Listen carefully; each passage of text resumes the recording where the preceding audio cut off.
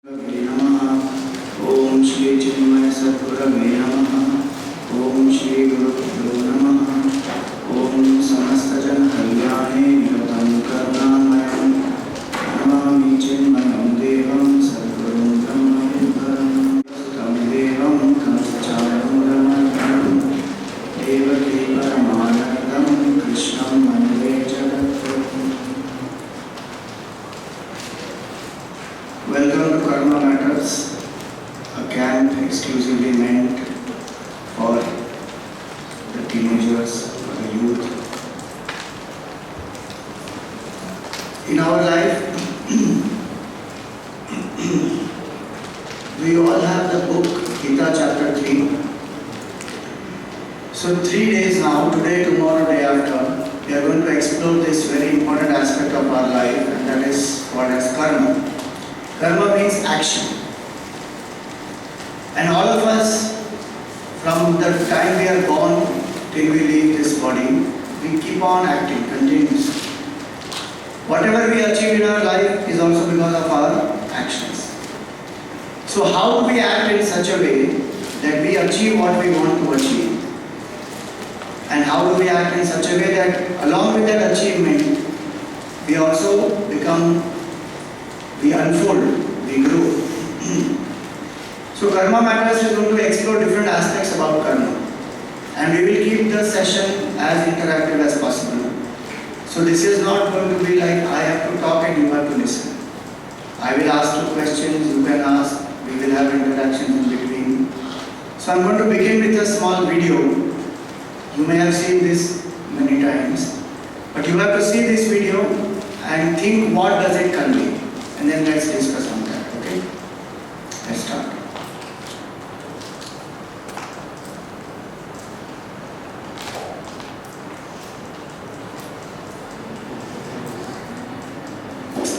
Why do you change the volume setting?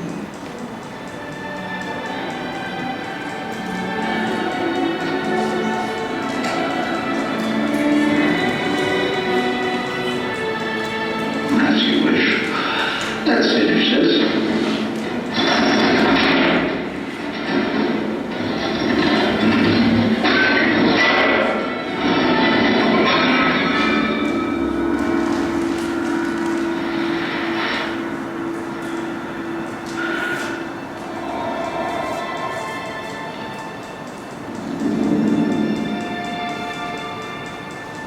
Hi!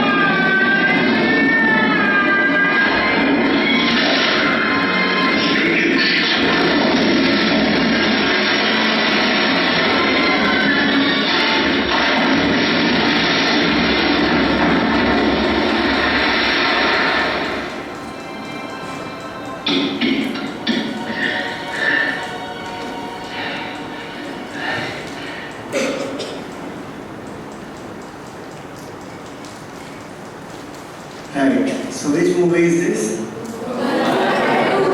Gopinath 2. Right. So what are the learnings from this? Yeah.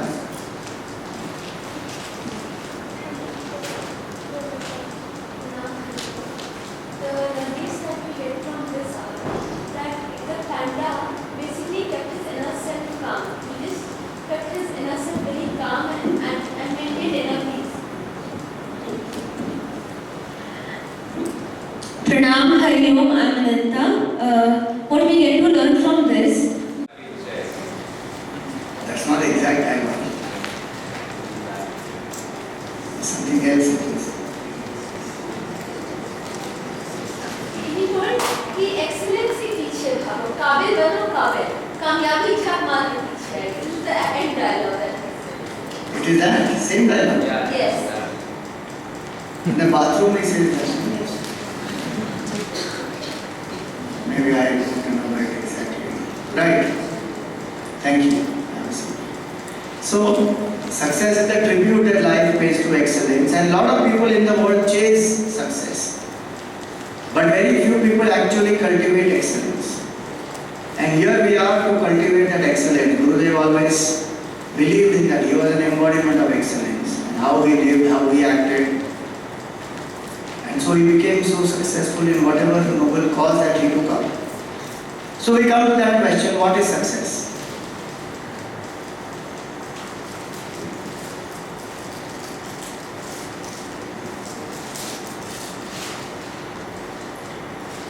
Do you feel you are successful? How many of you here feel you are successful?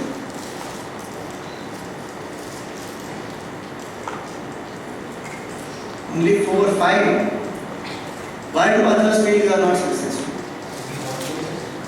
You want to be successful. So why are you not successful now? Is success something very elusive that comes only at some point? What is success? Process is going on, we'll reach success afterwards, okay? But what is success? If we understand that, then we'll see. Achieving a goal. So in life till now, all of you must have achieved some goals or the other. Yes or no? So why are you not successful? Each of us is successful, there's no doubt in that. We achieve something but we do not excel in that thing. So it cannot be said that we are successful. Okay, you achieve something but we are not able to achieve with excellence. So then that success is not complete success, okay? See, the thing is, a lot of people keep thinking that success will come one day, or only when I become such and such person, or when I get that goal, then I am successful. So moment by moment what we are achieving, we don't consider that as success at all. Hence we are constantly postponing our happiness. Why? Because our equation in the mind is, when I will become successful, then I will become happy. Early morning you got up today and reached the Powai ashram. What time? 6:30. That's a small success or not? You achieved. From there you came here. Success. Small things. In everything that we set up for ourselves, we achieve. And on those, as we do keep doing that, our confidence grows. We are able to manifest more and more of our potential. So is success only achieving the goal? If you are happy what you have, that's a success. If we are happy with what you have, that is also success, right? You are completely satisfied with what you have. You are completely satisfied with what you have. Some people think that if you are happy and satisfied, you won't aspire for success. You will become lazy. But that's a false notion. When I am happy with what I have, I can aspire more because I am very inspired. Success is only achieving the goal. So a pickpocketer happily pickpocket somebody, successful. Somebody cheats in the exam, passes, successful? No?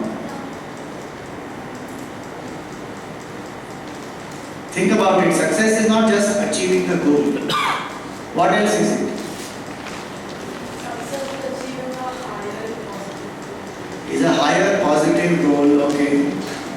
Success is being happy and making others also happy. Being happy, making others also happy.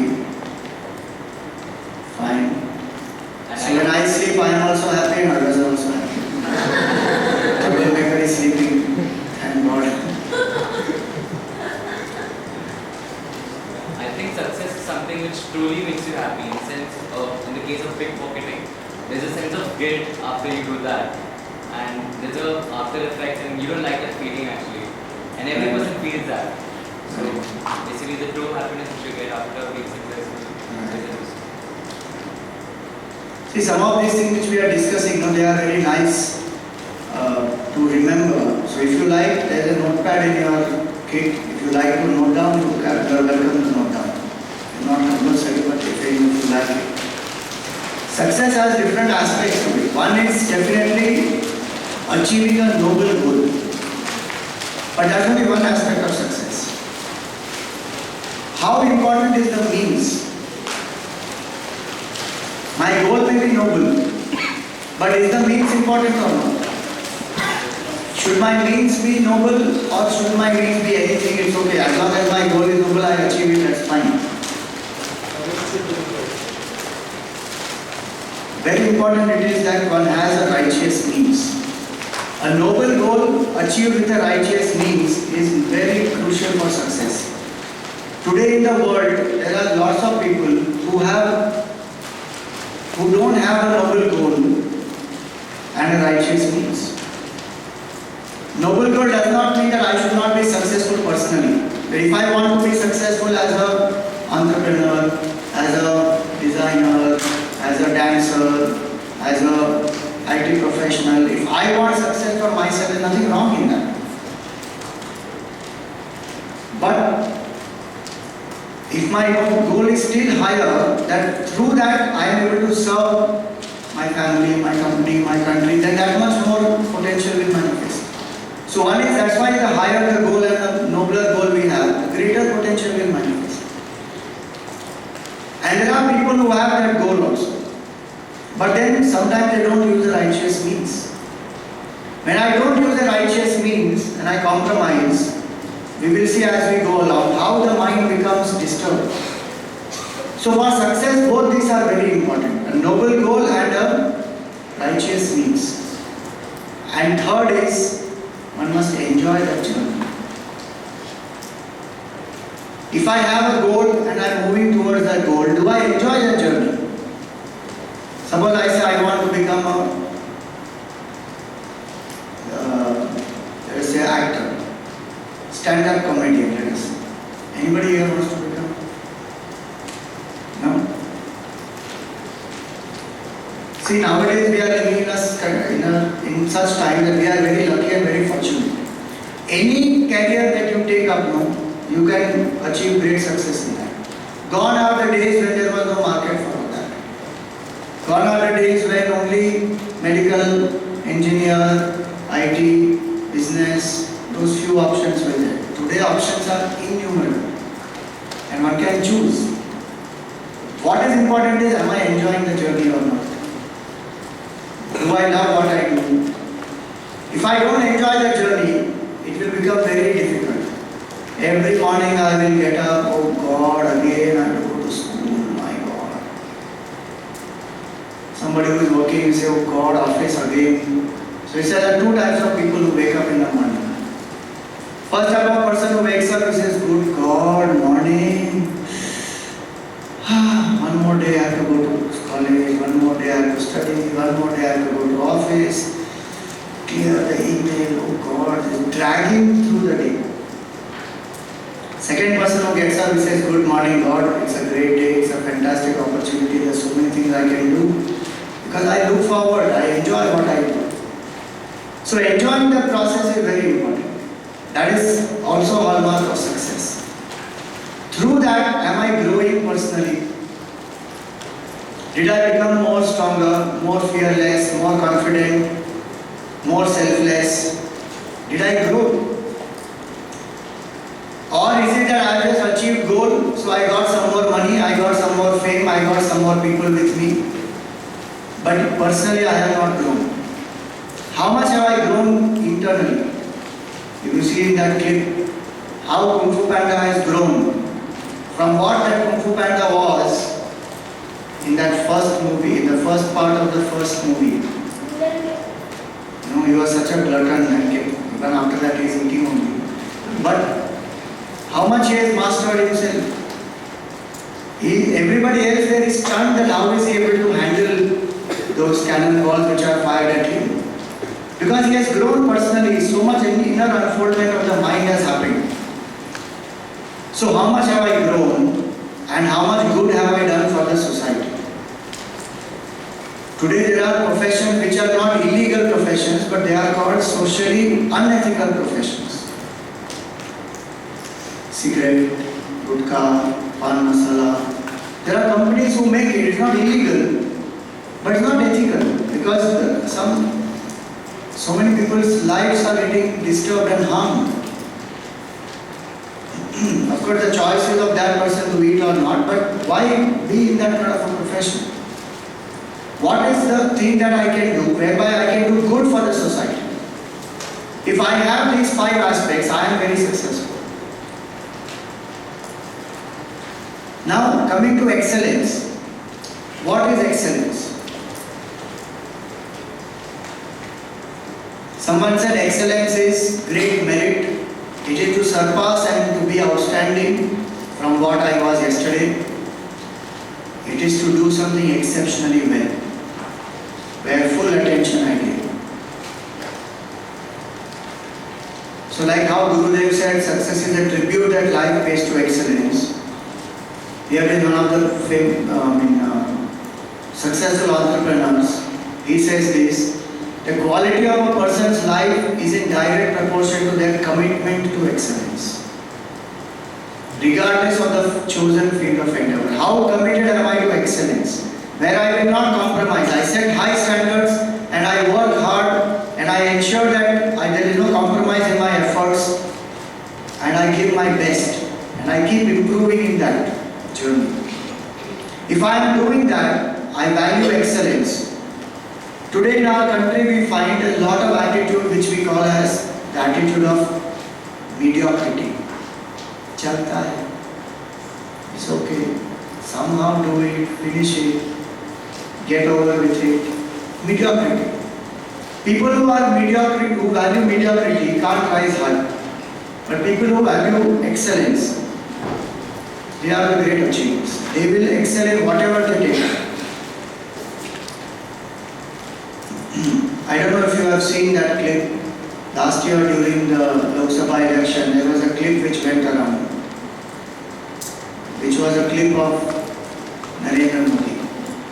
And when he used to sell tea, what he used to do?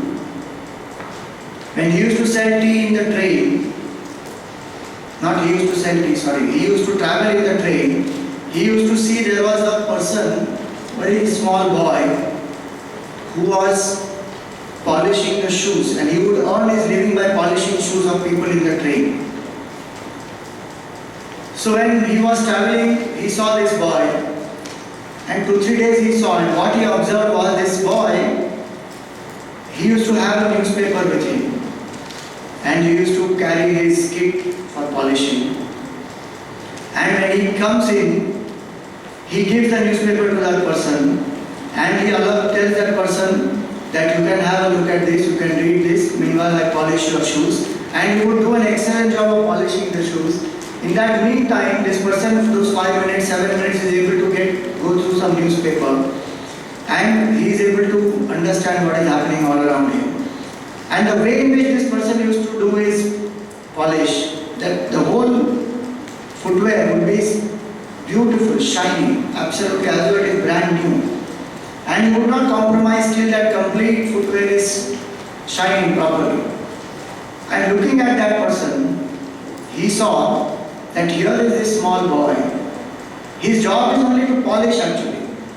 But he thinks that how much I can serve people, that much better. So that bhav of seva he has. So he gives a newspaper, he gives a cup of tea, and he meanwhile is polishing. So this fellow is getting a cup of tea plus a newspaper and getting the shoes polished.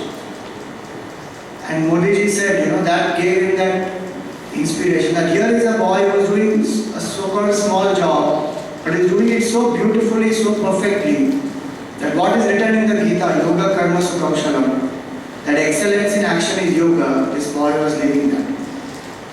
So it could be a small action, but do I value that excellence? And do I do it excellently? Where I don't do it to please somebody, I do it because my standards are very high. Such excellence if we have, Gurudev said success is a tribute that life pays to that.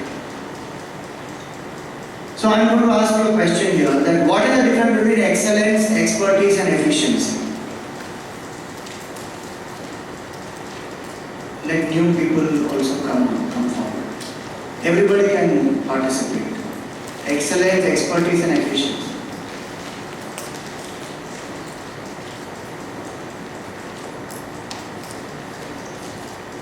Yes. Excellence is being exceptionally well. Expertise is being good, better than others. And efficiency is being good enough for the job. Right. Very well said. So it is said that excellence is the quality of the mind and awareness. That do I value excellence in my mind? Expertise is the skills that I have. So I should know how to do that work in an expert way. I must master that skill. Whether it is talking or writing or reading or anything. Skill. What is my skill? Like Arjun's case, he was an expert archer. Somebody who is a software programmer, a dentist, a lawyer. Do I have the knowledge and the skill? If I don't have skill, I can't succeed further in life. And efficiency is the ability to bring both these, excellence and expertise in my action. So when somebody is able to act with all the three, that person will definitely be successful. In Arjun's case, tell me, was he excellent, expert or efficient? He was efficient? Excellent. He was excellent? Yes. He had expertise? Right. So Arjun valued all the three. And if you see in his life, he had excellence in his mind. He would not compromise. For those of you who know, even in the night he used to practice in darkness. Because he wanted to master that skill, that I don't need to even see my target. Just at the sound of the target I can shoot and I can hit the target. So he was valuing excellence. He was an expert. He was actually ambidextrous. He would shoot with both his hands. Expert in both. Either he can hold the bow with right hand and shoot with left hand, or left hand and shoot with right hand. Either way he is very skillful. So he was a great expert in that and very, very efficient.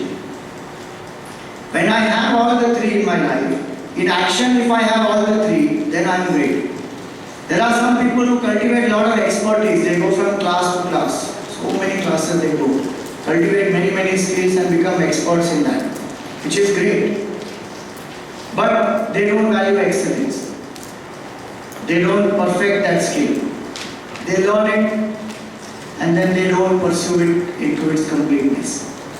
And then there are some who don't efficiently keep applying it. So when I have all the three, then it is called Yoga Karma Sukhaushalam. Excellence in action is called as yoga. And through these 3 days, we will explore these aspects of how to achieve excellence in my actions, so that success becomes a byproduct of my life. I don't have to chase success. And so we see that in the Gita, Arjun got oriented for this excellence through this chapter number 3. This third chapter is called Karma Yoga in the Gita. And this third chapter is all about action, about excellence in action. So that's what we are going to explore. Now I'm going to ask a fundamental question. Why do we work? To earn money? Very well. Keep our mind occupied. To keep our mind occupied? Wonderful. for earning fame, To be successful, to be successful, wonderful, to do something for the society. to do something for the society, to do what we love. Excellent. Very well. Yes, all these are definitely purpose, different reasons why we work. If you go still deeper, little deeper in thinking, then why do I want success? Why do I want to occupy my mind? Why do I want to serve the society? To be happy, wonderful. That's most important. There are different purposes for work.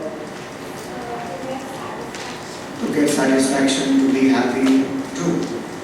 So there are different purposes. Some people work for money, for livelihood. Some people work for success. Some people work to channelize the talents and potential. Some people work to serve the society. Some people work to make an ideal manifest in life. But all this we do because ultimately it makes me happy, gives me satisfaction, makes me feel loved. If I get success and I don't feel happy about it, will that success be worthy? I achieve great success, but all my near and dear ones, everybody who loves me, leaves me and goes away. Is that success worth it? So we want success, we achieve great things, no doubt, but the main reason why we act is because we all want to be happy. One of the PJs I read, it said that the person who invented the matchbox was very happy.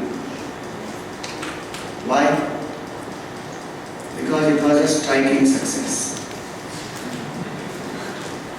So the person who achieves success doesn't achieve success only for sake of success. Achieve success because it makes them happy.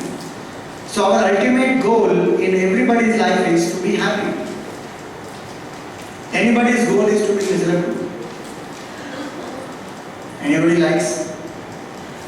Even the most depressed person, miserable person, who wants to but continuously be in that state is only being like that because somebody will care for me, somebody will talk nicely to me, and somebody will make me feel loved, then I will feel happy. So all of us want to be happy, that's why we do work. And hence this is very important in our life. To be successful is to be happy. We all want to be successful because we are happy. We want to be happy.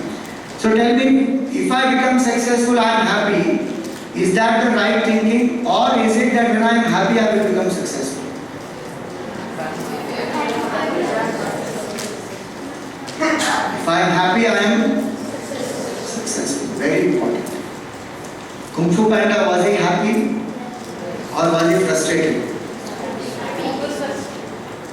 He was frustrated. In the first movie, maybe, but after he learned, he enjoyed. No? Slowly, slowly. The second one, he was wanting to find who killed his parents, and he was very young, and he was disturbed because of that.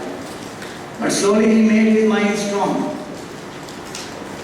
And the clip that you saw, if he was not happy, if he was not peaceful, would he be able to handle this? Very difficult, he can't handle it. So happiness is very, very crucial.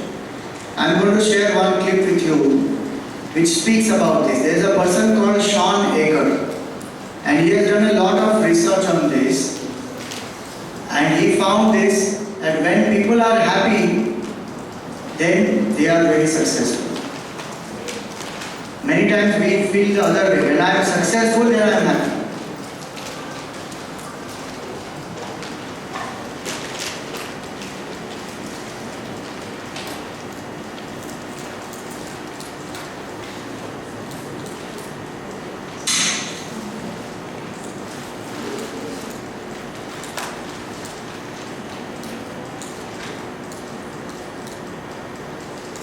What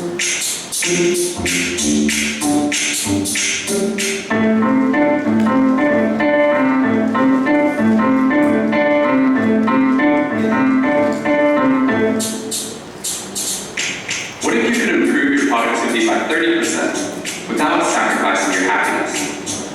What if it turned out that becoming happier was actually the key? After spending over a dozen years at Harvard University, I wanted to test the latest scientific theories of happiness and performance in the business world, outside of the lab and the ivory tower. Over the past 2 years, I've traveled to speak and research in 42 different countries. And amazingly, what I found at almost all of these schools and companies is that they follow the same formula. And that formula is, if you work harder, then you'll be more successful. And if you're successful, well, then you'll be happier.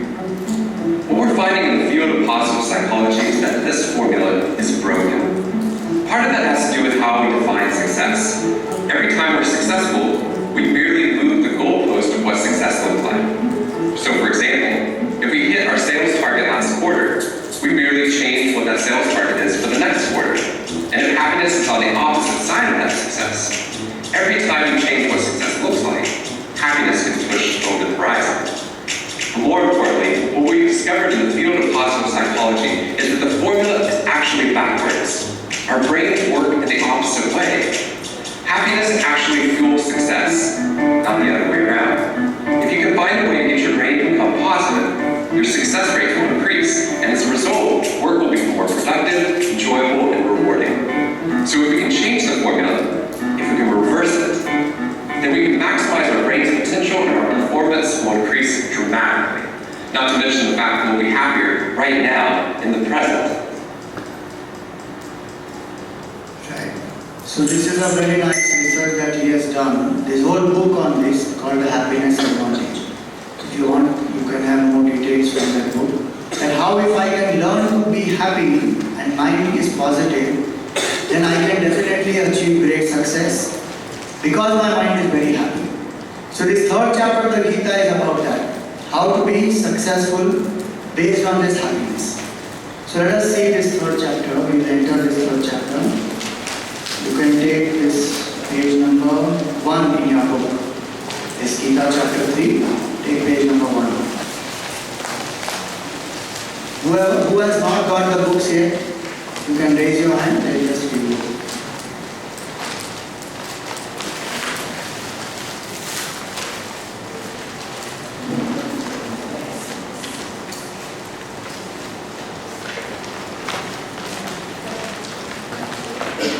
Everyone has the book? Okay. So see, the Bhagavad Gita is one of the most beautiful books on managing the mind. All of you know Sunita Williams? So what did Sunita Williams carry to space? She carried 3 things to space. If you know. She carried Ganesha. She carried Gita and she carried samosa. 3 things. An astronaut, but derives a lot of inspiration from the Gita. Dr. Abdul Kalam reads the Gita every day. Narendra Modi gifted the Gita to whom? The Emperor of Japan. And what did he say there? That there is nothing greater that he can receive and I can give. The best knowledge is there in the Gita. So it's a very, very beautiful book and we should be proud that we are belonging to a culture where such a fantastic book is there to guide our mind, to guide our own life. And so this third chapter of the Gita is called Keshava. Take the second one. Move to page number 3. These 2 verses are the question of Arjuna. So, Vyamishrene vakyena buddhim mohayasiva me tadekam vada nishchitya yena shreyo ham apnuyam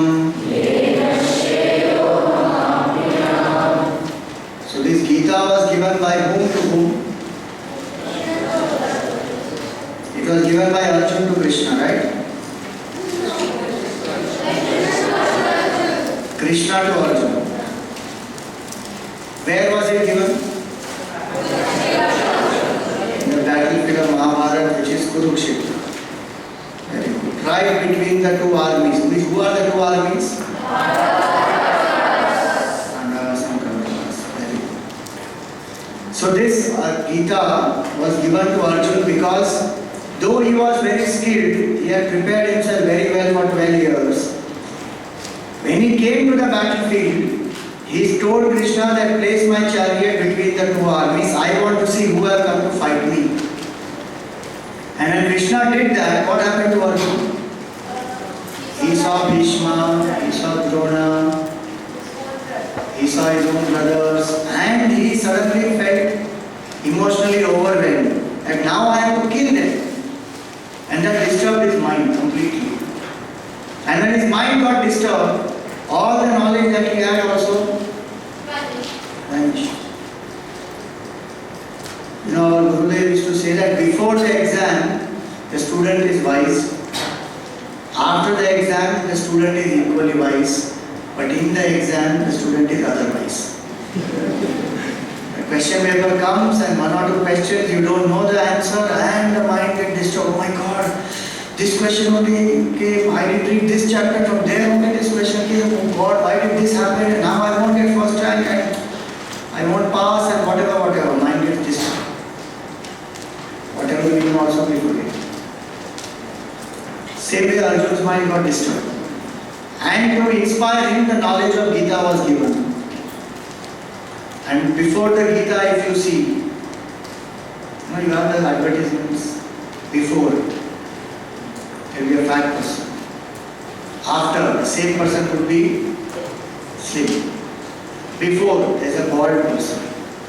After, the same person who has a lot of hair. Same way, before the Gita, if you see, what is the picture of Arjuna? Dejected, depressed, despondent, doesn't want to fight, has thrown away his bow and arrow and is sitting at the feet of Krishna. He's crying, he has tears in his eyes.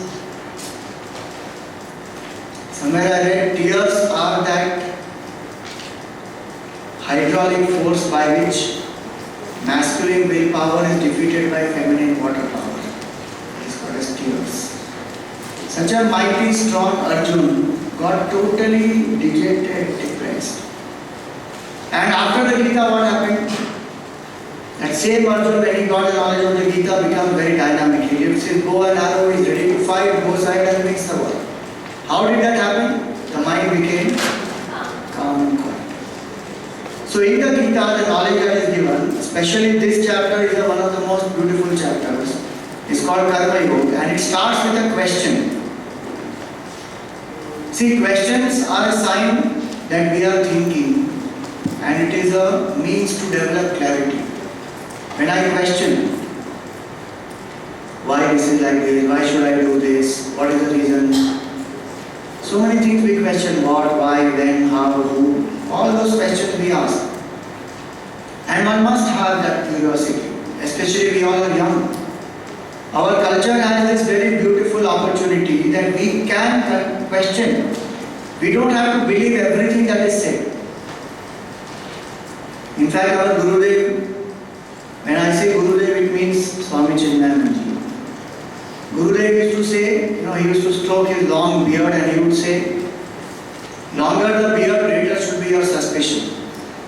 Don't believe just because I am saying. Think for yourself. If something you are not convinced by, you are free not to believe it. Like he was an atheist. In his young days, he decided that there is no God. He was an atheist. And he went to the Himalayas to expose the sadhus and sannyasis. He thought they all are useless people doing nothing, they are social parasites. In his words, they are leech upon the society. Unproductive people, simply they are being praised and worshipped in this country. So he went actually to expose because he was a journalist. He had done his law, his English literature. So he used to think for himself. So in this camp also, you don't have to believe everything that is being said. You have to think for yourself and come to your own conclusions. Nobody will force you. And if you don't understand something, you are welcome to ask some question related to that particular topic. You are welcome to ask. So here Arjuna is asking a question. This third chapter actually begins with a question. And remember that the question should be well thought of, clear and precise. Sometimes there are people who ask questions. We don't know whether they are asking a question or they are saying something. And they go on and on and on, long. But they have not thought through the question. So it should be well thought of. You should have thought about the answer. And if you are still not able to get it, then ask that question. So Arjuna asks a question here. Because in the second chapter of the Gita, at the end, the Lord said that if you meditate, you will become peaceful and you will become happy. And that's how great men have achieved supreme happiness. Now Arjuna is asking in this third chapter, first verse, he is asking a question. Jayasi chet karmanaste mata buddhir janardana. That, oh Lord, if you think that knowledge and meditation is greater than action, then why are you telling me to do this war? Kim karmani goremam niyojayasi keshav. Why are you pushing me to fight? I in fact wanted to go away to the forest and sit quietly and meditate. Why are you telling me to fight? And it is very confusing to me that why you are telling this. So tell me, should I act or should I go away? So it's like asking that you decide one and you tell me which is better. The second verse he says, Vyamishredeva Vakyena Buddhim Movaisi. You are confusing me by your words. By saying that meditation and quietude is the best and then I should act. I am getting confused. You decide one. Which should I do? Should I act or should I meditate? Can you do both together? Sleeping and working. Can you do together? Not possible.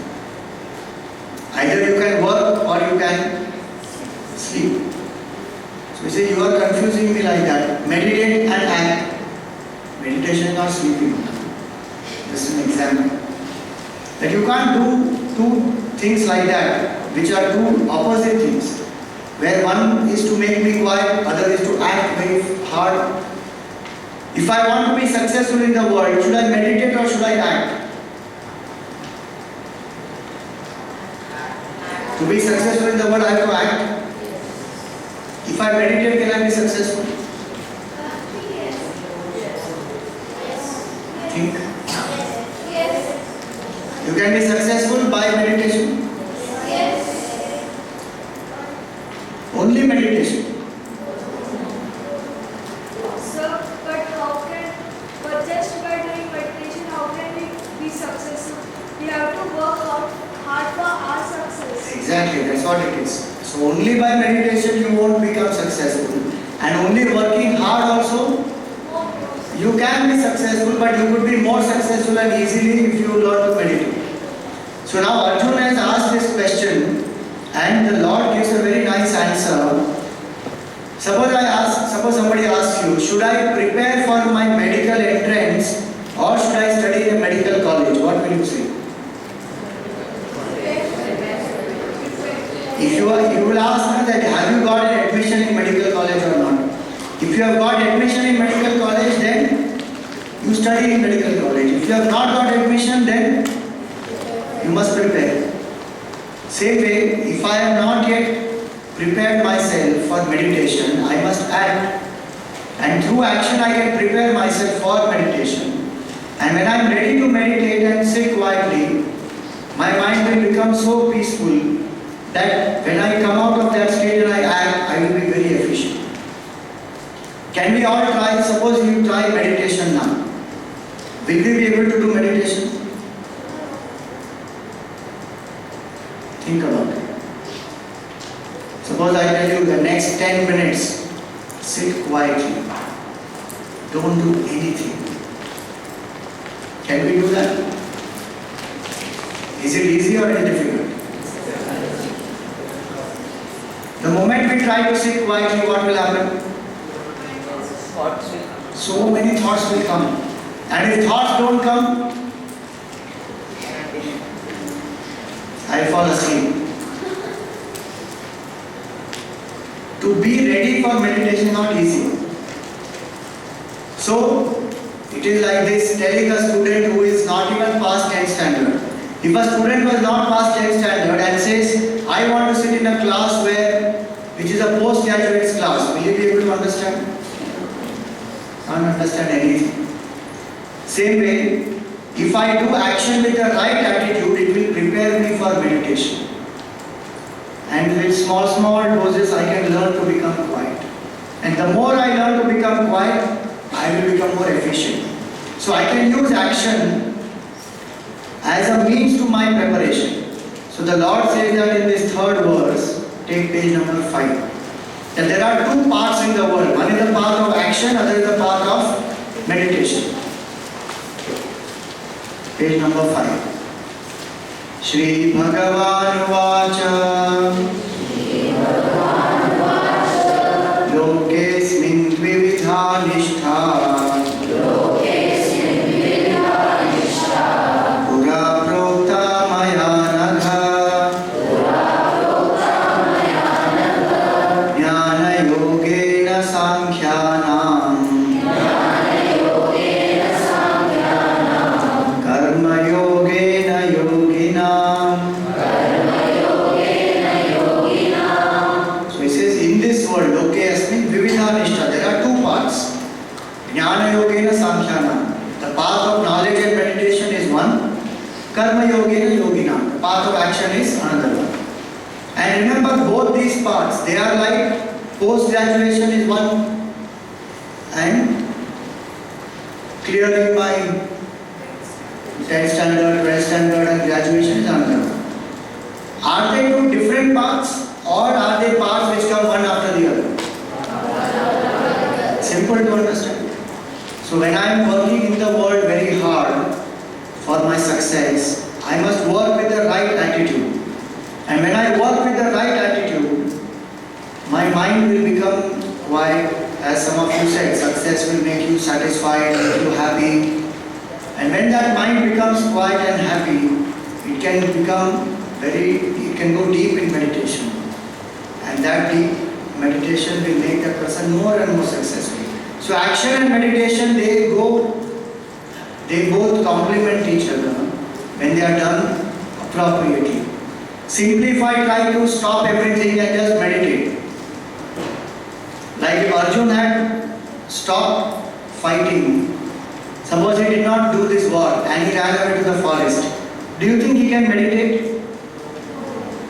Sit quietly and keep meditating. Suppose one full day we put you in one room. We call that as solitude. You know, Matangi, she is there. They go through this youth empowerment program. So as a part of the youth empowerment program, we send them into solitude. What does that mean? We lock them into a room for 24 hours. No phone, no mobile, no iPod, no communication with the world outside, no books, nothing. You can't write anything, you don't have anything with you.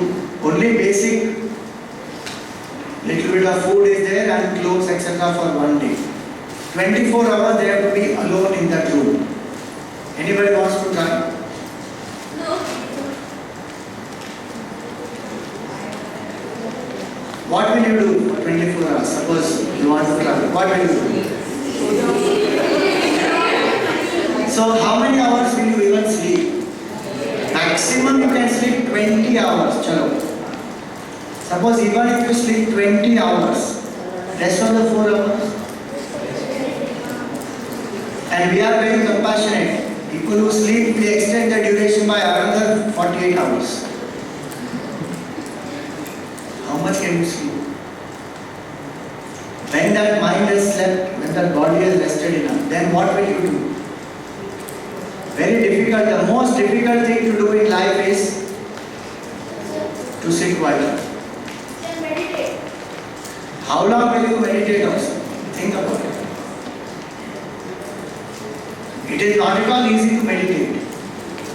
So if we learn to do action properly and we are more and more selfless, we learn to find that peace in action. That is called Karma Yoga. Peace is not away from action. How to become peaceful while I am acting? So that while I am acting, I am not anxious. Today, a lot of people go through stress and worries. No? Right from a small child to a top CEO, everybody going through stress. You know, one small boy went to our Swamiji, 5-year-old boy, and he said, Swamiji, I don't have peace of mind. Swamiji looked at him and said, my dear, when I was 5 years old, I didn't know I have a mind. Everybody going through stress, worry, tension, anxiety. Maybe some of you also had stress. Oh God, 3 days spiritual camp, I don't know what they will teach us. Going to be maha boring, I tell you. Why my mom has sent me here? I don't like to come here. My mind is disturbed. So one goes through stress. How to find that quietude in my mind while I am acting? Imagine now this IPL is going on. T20. How much pressure is there? If they have to actually win those games, what actually matters? Is it only the skill of hitting sixers and fours? Or is it handling pressure and keeping the mind calm? And is it away from the cricket game or is it in the game? In the game. In action, how to be quiet so that I give my best. That is called karma. So many people think that if I want to be quiet, I should go away from action. See, that's what verse number 4 it tells us. Take page number 9. न कर्मणाम् अनारम्भात् नैष्कर्म्यं पुरुषोऽश्नुते न च सन्न्यसनादेव सिद्धिं समधिगच्छति. So somebody feels that if I don't start anything new, I will not have any tension. Let me not start anything new. If I start something, only problem. I won't start only. By not starting anything, can I become successful? No. No, you can't. But some people think like that. They are lazy. Let it be. I to start it. In vacations now, suppose your mom says, why don't you go and learn salsa? I don't like salsa, I like only masala. I don't want to do this salsa and all that. No, mommy, it's okay. No, I don't want to do horse riding and all. What do you want to do? No, I want to only play on my PlayStation. Playing games like that. If I don't start anything new, there's nothing wrong in playing games, enjoy, no problem. But if I don't start anything new, if I don't learn anything new, if I don't initiate anything, will I be successful? Not possible. And whatever I am already having, if I drop that and run away, will I be successful? No. Not possible. So he says this, na karmana manarambha. If you don't start anything new, you can't achieve peace and happiness. Na cha sannyasana, and not by kicking whatever you have. Suppose you stop studying, you stop playing, you stop everything. Mind will become frustrated. So action, we don't have any choice. Everybody has to act. Do you agree? We all have to act. So choice is not whether to act or not to act. The choice only is in how to act. So these verses of the Gita, they are very, very beautiful. They are like small. Nowadays you have Twitter, no? Where you write messages. 140 characters. No? Tweets. These are actually tweets in Sanskrit. And if you see, these will have 32 alphabets. 8 alphabets in one quarter. So 16 alphabets in the first line, 16 in the second line. Only 32 alphabets. Every shloka is made from these 32 alphabets. And each of them is like a nice spiritual tweet. And there are beautiful points given in each of these. So more of this we will continue in the evening, that how to act. The choice is not in whether to act or not, but the choice only is in how to act. So right now we will stop here and we will have a nice ice breaking session.